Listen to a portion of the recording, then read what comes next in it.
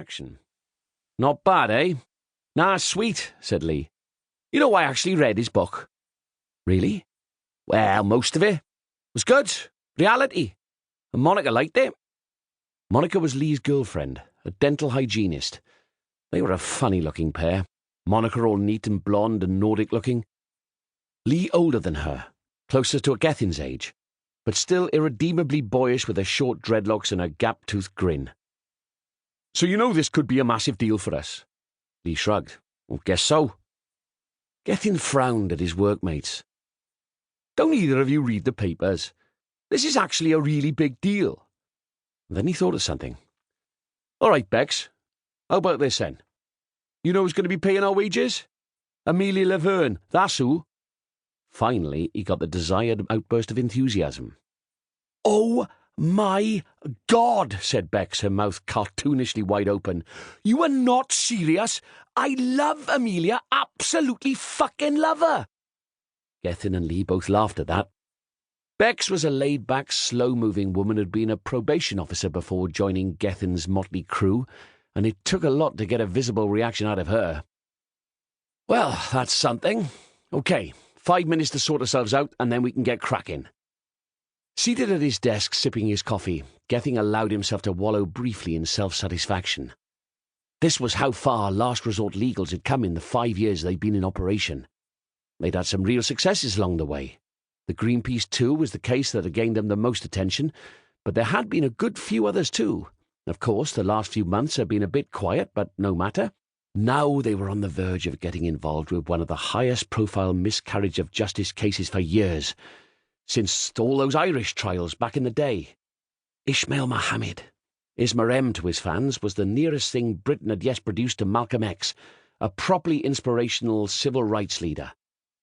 Anyone who followed politics knew his name, and the basic outline of his life story, as set out in his best-selling book, Izma M, A Street Life. He wasn't Muslim by birth. He was a black Briton called Tyrell Hanson. He had had a troubled childhood, brought up by his grandmother with stints in children's homes. He'd lived down to expectations and turned into a drug-dealing gangster type. While living in Bristol, he'd been convicted of a murder he didn't commit, or at least that's what he said. It was while he was in prison that he turned his life around, changed his name and embraced Islam. Not the radical anti-Western Islam that most of the pissed-off youth went for, but spiritual, peaceful Sufi Islam like Malcolm X himself had come to believe in by the end of his life. Isma's politics was still pretty militant, anti-racism, anti-capitalism, all that. But his take on his new religion was all peace and love, not hate and war. The book had caught on in a big way. Normally, when people started banging on about moderate Islam, it was just some old beardy bloke who was obviously being paid by the government to tell the kids to behave themselves, and no one paid attention. But with Izma M, because he'd actually lived the life, people were taking notice, and, of course, all the left-wing media were wetting themselves in excitement. They were always asking him to write stuff in the papers, especially after the 2011 riots. Since then, he'd been popping up all over the media, even though he was still in prison. Before long, his new supporters had started looking into his original conviction. He'd been accused of murdering a white girl back in Bristol. There wasn't much evidence against him, no murder weapon, no motive. But he had had sex with her not long beforehand.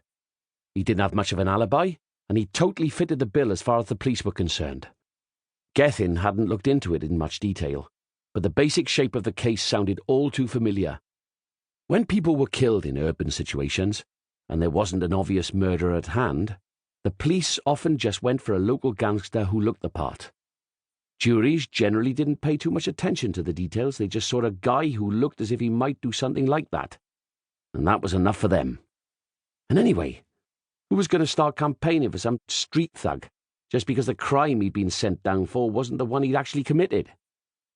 Last Resort Legals and a few campaigning solicitors did what they could, but, for the most part, no one gave a damn. Not unless the guy wrote a best-selling book and was in The Guardian every other week. And that's what it took for people to start paying attention, or at least start sharing the story on their timelines. And now Last Resort would be in the thick of it, fighting for justice for Izma M. OMG, as his daughter Hattie would say. "Right," said Gethin, once Bex and Lee were seated at their desks looking.